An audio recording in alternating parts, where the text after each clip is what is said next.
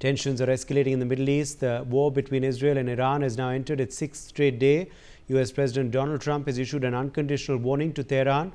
Iran's Supreme Leader Ayatollah Ali Khamenei has made it though very clear in his statement, saying the battle has begun. Human rights groups have said at least 585 people have been killed across Iran. 1,326 people have been wounded as well. The IDF has said it has attacked a centrifuge production site and several weapon manufacturing sites overnight in Tehran. Israel has also claimed, meanwhile, though, that over 50 Air Force jets, guided by precise intelligence from the Intelligence Directorate, has carried out a series of strikes on military targets in the capital of Tehran. The Iranian Revolutionary Guard Corps have claimed to have launched Fateh-1 missiles aimed at Tel Aviv. Israel, meanwhile, has stated it has eliminated another top Iranian military officer as the conflict continues to intensify. What is the fate of the Middle East is the big question. Joining us at this point is Yossi Kupawasa, Israeli intelligence and security expert. He's live with us from Tel Aviv. Welcome. Thank you for being with us, Yossi. Firstly, I hope you and your family are safe. What is the situation like currently in Tel Aviv, where you are? Well, right now it's calm. Everything is all right. Okay. What is your routine like over there currently? We are learning, of course, that these sirens go off every now and then. Have you been sleeping much at night, or is most of the time spent in the bunker? No, it's not a long time spent in the bunker, but you can't really sleep well because in the middle of the night there are all kinds of sirens going on, and you have to move to the shelter. Yes. Also, Yossi, if we talk about these Iranian missiles which have now been fired on Israel, Fateh-1, how much damage have they been able to do to locations within Israel currently? Well, most of the incoming missiles are intercepted on their way, and they do little damage. Some of the sharpeners fall here and there, and these are huge missiles, so even a sharpener can cause damage and cause fire or something. This happens quite a lot. And if those who manage to penetrate through the air defense and ballistic missile defense and reach the target, they cause a lot of damage. We have more than 20 people dead, and we have many wounded out of these attacks. And the damage is really devastating in those places, mainly civilian places that were hit by those missiles. Yes. Yossi, also now if we talk about, the Israeli targets in Iran. Now, you have, of course, said that your battle is with their dispensation, not with the people of Iran.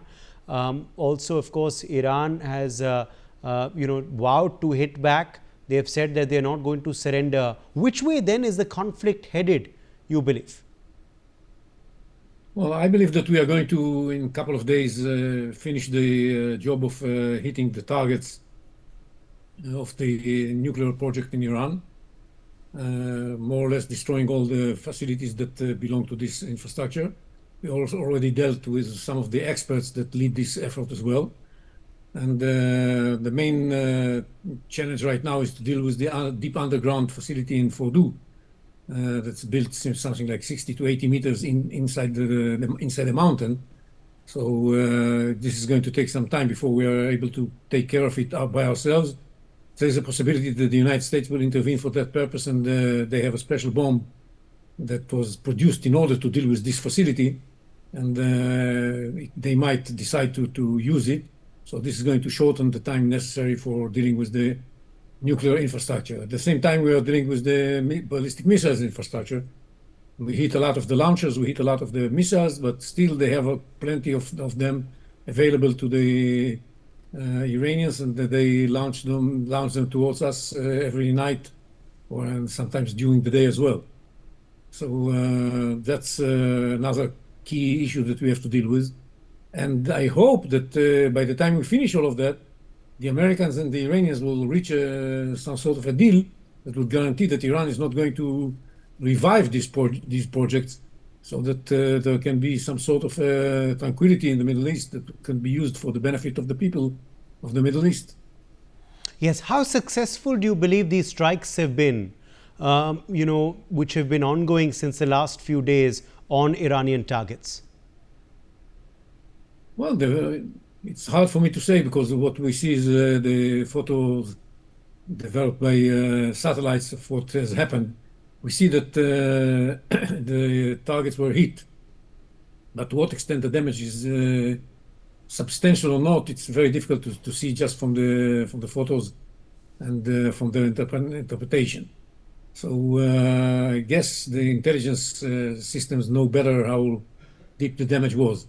There was one site that we saw that the building that was supposed to host the conversion facility of the uranium, of the enriched uranium into metal, which is necessary for the production of nuclear bomb, was severely hit.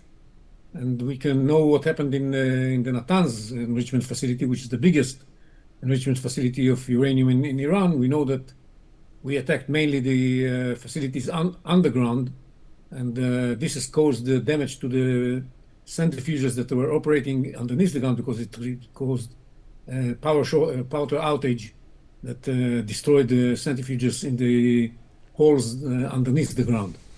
So that we know. So this is very nice, but the holes are still there, and they can try to use them in the future if they have managed to develop and produce new centrifuges. We have attacked also the centrifuges production facilities, and I don't know exactly how much damage was done over there. Okay, let me also ask you, Yossi Kupabasa, we've heard, of course, the intentions of your Israeli Prime Minister that, this is a battle that will not end until, your objective is achieved, that is that the nuclear threat is eliminated from Iran. Are the citizens of Israel steadfastly with your Prime Minister and your dispensation as they continue this conflict? Yes, I think the government on this issue gets very wide support from the population here in Israel. Even the leaders of the opposition declared that they are totally backing the prime ministers and the government policy, and of course backing the military and the security systems. And there's no dispute on this issue in Israel. We have so many disputes on other issues. Here's one on which we all agree. Okay. Also, Yossi, as far as, of course, the United States is concerned, do you believe that the US could also get directly involved in this conflict in the next 24 to 48 hours? Have we got an indication of that through Donald Trump's statements? Well, it seems that the inclination of President Trump is to get involved and at least take care of the Fordo facility if necessary. He gives the Iranians an ultimatum that allows them to reach an agreement soon under his conditions so that a strike can be avoided. But judging by the reaction of the so-called Supreme Leader Khamenei, it seems that the Iranians are not ready to accept the proposal given to them by the Americans. They were not ready to accept this same proposal before the war. And even though they lost so many of their nuclear facilities and capabilities, it seems that they are stubborn and do not show any readiness to show flexibility as of yet. So in my mind, the chances that the Americans will eventually decide to hit this facility are great. Okay. Let me also ask you very, very quickly about, the reactions that have come in from various international leaders and countries on this conflict. What do you make of that? The G7 also interestingly stating that that Israel has a right to defend itself and Iran should not be possessing a nuclear weapon, but also stressing on a de-escalation. Yeah, we are all for de-escalation once the Iranians don't have the capability to produce nuclear weapons. And I think the international community understands why Israel does what it does and in a way supports it. Of course, the Americans support it, but also the rest of the G7 in a way show understanding. And we are not under time pressure from the international community. And since we have air superiority over most of Iran, we have enough time to work systematically and take care of the remaining facilities of the Iranian nuclear project and of the ballistic missile project to make sure that Iran cannot have these weapons in the foreseeable future. All right. Many thanks to you, Yossi Koperwasser, for joining us on NewsX with your perspective on that big story. Well, also with us live now, in fact, is Major General Yaakov Amidror. He's also with us on the broadcast now live. He's former NSA to the Israeli Prime Minister. Welcome. Thank you for being with us. Can you help us understand what the situation of the war currently is in your country? Yes, we are now dealing with two different fronts. We continue the war in Gaza to eliminate the military capabilities of Hamas to zero. And we are very intensively, we are now fighting in Iran, trying to eliminate the military nuclear capability of Iran and the missile production system in Iran. And to achieve that, we are still doing some actions relating to the command and control systems in Iran to degrade the ability of the central command to understand what's going on and to control the military system. And we are eliminating every part of the anti-air system which exists in Iran, because we want to keep the freedom of our Air Force over the skies of Iran. Major General Amidror, what do you believe is going to be the end game of Israel in this war? The end game is very clear. We said it from the beginning. The Iranians will not have any military nuclear capability on the ground, not facilities, not people, not laboratories, nothing which is related to the military nuclear project of Iran. And the Iranians will not have the capability to produce missiles that can reach Israel. We are speaking about ballistic missiles that can reach Israel, range more than 1,000 kilometers. So these are the two clear goals of Israel, and we are determined to finish it as long time as is needed. We will stay and fighting, destroying those facilities. And as I said, to achieve that, we have to hit the command and control system of Iran, people and hardware, and to destroy any ability of Iran to defend itself from our Air Force. The meaning of it is to destroy the anti-air system that they have in Iran.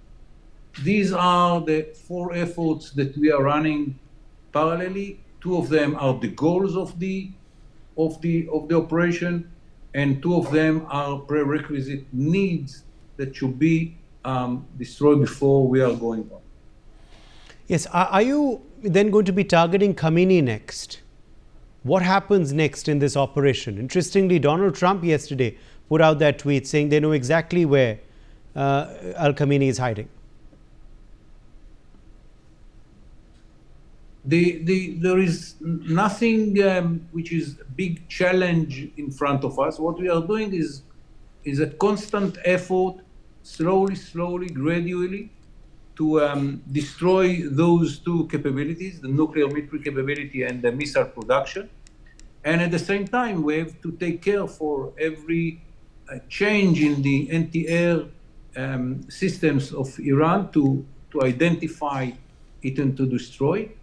And whenever we have any information about commanders or people which are essential to the decision-making in Iran, in the military side, to kill them and to destroy the facility. Have you then been able to set back the Iranian nuclear program already, you believe, to a non-threatening position? Or is that going to happen in the days ahead? This is the whole issue here. To postpone it, to stop it, to prevent them from having the capability to produce nuclear military capability. We understood it was very clear you can understand it from the declarations of the leaders of Iran, that they are building the nuclear capability to destroy Israel, to eliminate Israel from Earth. And this is why it is so clear for us that that should not be happening. And the whole operation, the whole war, the whole effort to bomb Iran 1,500 kilometers away from Israel is to prevent Iran from having this project that at the end supposed to be used, promised to be used by the leaders of Iran to destroy Israel. That will not happen. Now you've struck Hamas, you've struck Hezbollah, and now of course, you know, you're striking Iran. Would you say that you have done enough to safeguard your country through these last few weeks and months?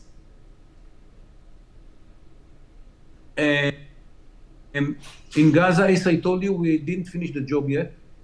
We have to fight there a few months and to eliminate Hamas military capabilities totally. That after the 7th of October, no Hamas member will have any weapon in his hand. He will be killed with his weapon or without his weapon. Hamas doesn't have a legitimacy to exist as a movement in Gaza from our point of view. We cannot kill the idea, but we can kill the people who are carrying the idea. And that's what we will do. And they will not have any military capacity in the future. None. In Iran, we don't have any, goal to change the regime or to kill the Iranians. There are two issues that should be destroyed. When it will be destroyed, it will be the end of the war from the Israeli point of view against Iran. What support have you received from India in combating terror, Major Amidror, and what is the role that we are playing in helping restore peace in the Middle East? Look, we have very good relations with India. We are cooperating in the whole area of anti-terror, intelligence, capacities, capabilities, units, exchange, experience. We understand the threat. India understands the threat, and both countries are determined not to let terrorist organizations and countries which are using terrorism to have the ability to act inside our countries. This is very, very clear. In the past, when I was the National Security Advisor to the Prime Minister of Israel, I visited India a few times. At least twice I came after a cell of Iranian terrorists succeeded to recruit Indians, and they put a bomb in one of the cars of the Israeli embassy. I cannot say that I was very satisfied with the reaction of India in those cases, but it is 13 years ago. I hope that was changed, and now India is very determined not to let any terrorist, if they are Iranians or not, to act inside India. Now, Pakistan, of course, I have to ask you, is another nation. They have repeatedly threatened Israel, and they have a nuclear program as well. Do you believe they have a credible threat as well to peace, to stability?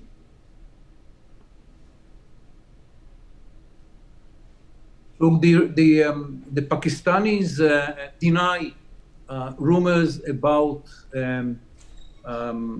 their decision to transfer military and nuclear capabilities or bombs or missiles to India. It was more about missiles, by the way. Yes. They will move 700 missiles to India. They said that is not going to happen. We are very happy that the decision makers in Pakistan made the decision not to interfere in Iran. If Pakistan will make another decision, then we will have to make our decisions. Okay. My final question then to you: on what terms will there finally be a complete ceasefire in Iran? When could we see a de-escalation?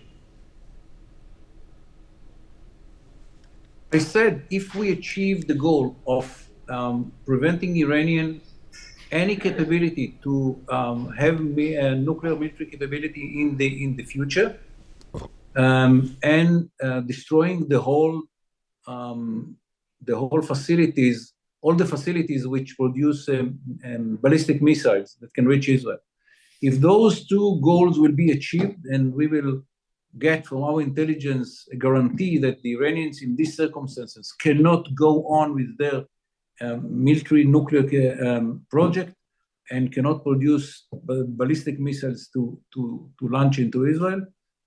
From our point of view, it's the end of the operation in Iran. We have to monitor it all the time and to come back, and if something new will be built by the Iranians, maybe we will have to act again. But in this time of the war between Israel and Iran, we have two goals. If both of them achieved, okay. So once those goals are achieved, only then can there be a ceasefire or de-escalation, as you're clearly telling us. Major General Yaakov Lamidror, beg your pardon, Major General Yaakov Amidror, thank you very much for joining us with your perspective on this big story.